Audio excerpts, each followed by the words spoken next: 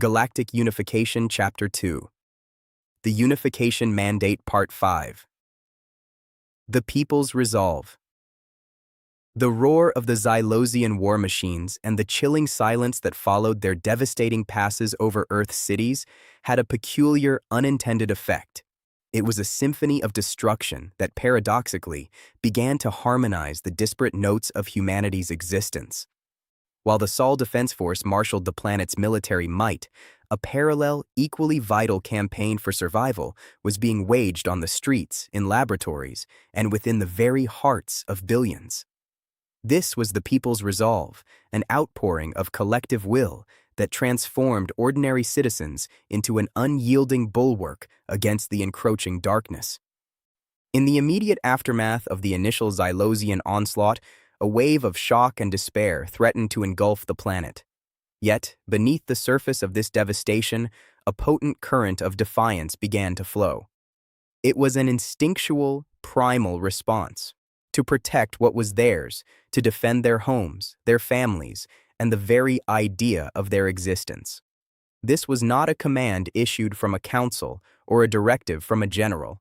It was a silent, unwavering understanding that spread like wildfire through the shattered remnants of civilization.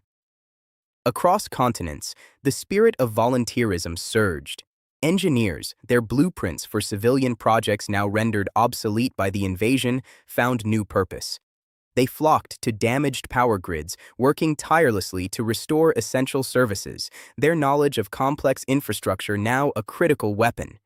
Teams of civil engineers, formerly focused on building bridges and skyscrapers, now dedicated themselves to shoring up damaged structures, creating makeshift shelters from rubble, and designing rapid repair systems for vital transportation networks. The ingenuity born of necessity was on full display. Imagine a team in what was once New York City, salvaging components from shattered subway tunnels to create emergency communication lines, or a group in the Amazon basin using their expertise in sustainable building to construct resilient shelters that could withstand aerial bombardments. These were not isolated incidents. They were happening everywhere, a testament to human adaptability. The medical community, already stretched thin by the global conflicts of the pre-invasion era, was pushed to its absolute limits. Doctors and nurses, their sterile operating theaters reduced to ruins or repurposed for triage, set up emergency aid stations in schools, public parks, and even abandoned shopping malls. They worked around the clock, their hands stained with blood and exhaustion etched onto their faces, tending to the wounded with an unwavering dedication. Paramedics, their ambulances often reduced to burning wrecks, organized mobile medical units, venturing into dangerous zones to extract the injured. Blood banks, once a routine part of healthcare, became vital hubs, with citizens lining up for hours, some donating multiple times to ensure that the wounded had the resources they needed. Stories emerged of surgeons performing complex operations by the flickering light of emergency generators, their focus absolute, their resolve unbreakable. The invasion had stripped away the luxuries of advanced medical technology in many areas, forcing a return to fundamental practices, but the human touch, the dedication of these healers remained. Communities, once defined by their neighborhoods and local identities, began to coalesce into larger, more interdependent units. Mutual aid networks sprang up organically, fueled by the shared experience of loss and the dawning realization that survival depended on collective action. Neighbors who had barely known each other before the invasion found themselves sharing dwindling resources, organizing food distribution, and looking out for one another's safety. In regions heavily impacted by the Xylosian attacks, these networks became lifelines, ensuring that no one was left to starve or to succumb to their injuries without care. Think of a small village in rural India where farmers pooled their harvests and shared them equitably, or a district in Berlin where residents organized armed neighborhood watches to deter looters and report Xylosian scout activity. These were the unsung heroes, the bedrock of resistance, their actions often unseen by the higher echelons of command, but vital to the continued functioning of society. The invasion also spurred an unprecedented mobilization of intellectual capital. Universities and research institutions, though often damaged, became centers of innovation. Scientists and academics, from physicists to biologists, redirected their efforts from theoretical research to practical applications that could aid the war effort. Teams worked feverishly to understand Xylosian technology, attempting to find weaknesses or even replicate their advancements. Others focused on developing countermeasures, from simple but effective camouflage techniques to more advanced sonic deterrents. The sharing of knowledge, once a guarded commodity, became a necessity.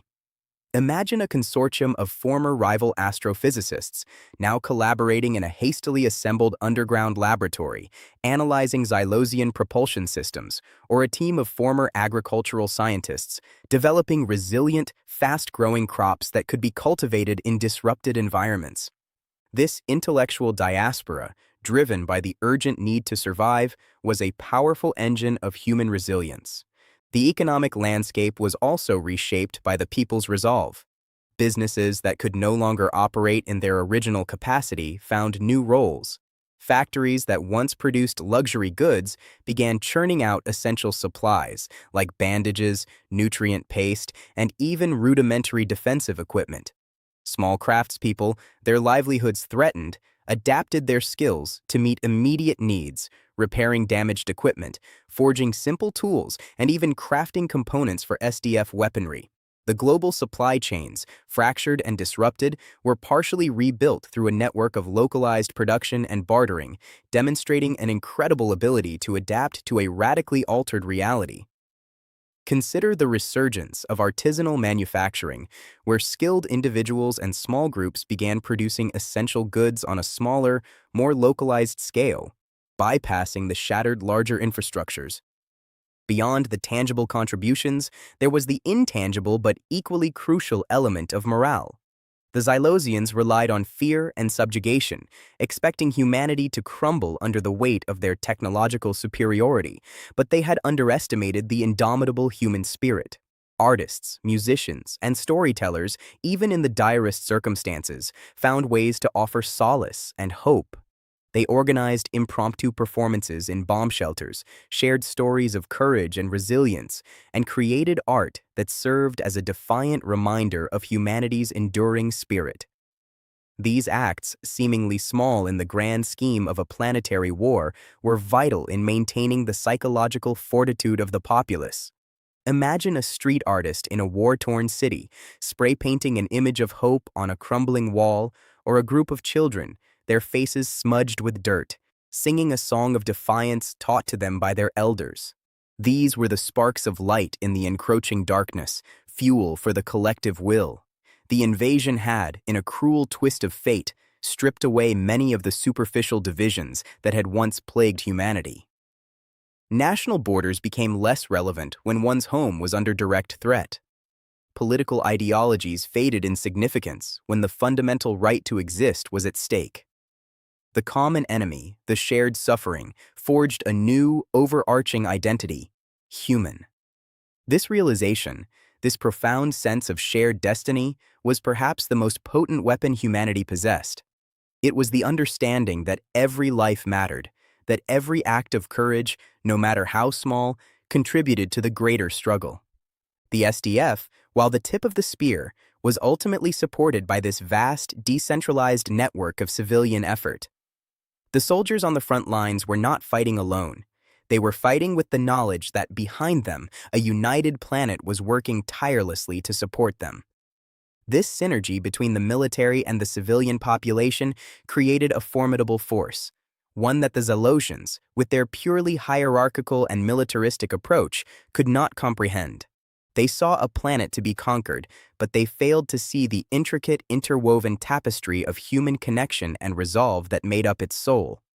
The Xylosians, in their strategic assessments, likely categorized human responses into predictable patterns: organized military resistance, attempts at negotiation, and eventual capitulation due to overwhelming force. They failed to account for the organic, emergent power of collective human will. They could not quantify the determination of a single mother protecting her child, the ingenuity of a scientist working on a shoestring budget, or the courage of a community banding together to help its most vulnerable. These were not variables that could be calculated on an alien algorithm. This grassroots resistance manifested in countless ways, often unseen by the SDF's centralized intelligence. It was in the whispered warnings passed between survivors, guiding refugees away from Xylosian patrols. It was in the hidden caches of food and medicine, painstakingly gathered and distributed by anonymous benefactors. It was in the simple act of defiance, of continuing to live, to create, to love, even under the shadow of invasion. Each of these actions, though seemingly insignificant in isolation, contributed to a powerful narrative of resilience, a testament to humanity's refusal to be extinguished. Consider the network of informal communication that sprang up. While official channels were often disrupted, people relied on trusted networks of friends, family, and colleagues to share vital information. This human-scale intelligence gathering, often dismissed by formal military analysts, proved remarkably effective in tracking Xylosian movements and identifying areas of relative safety.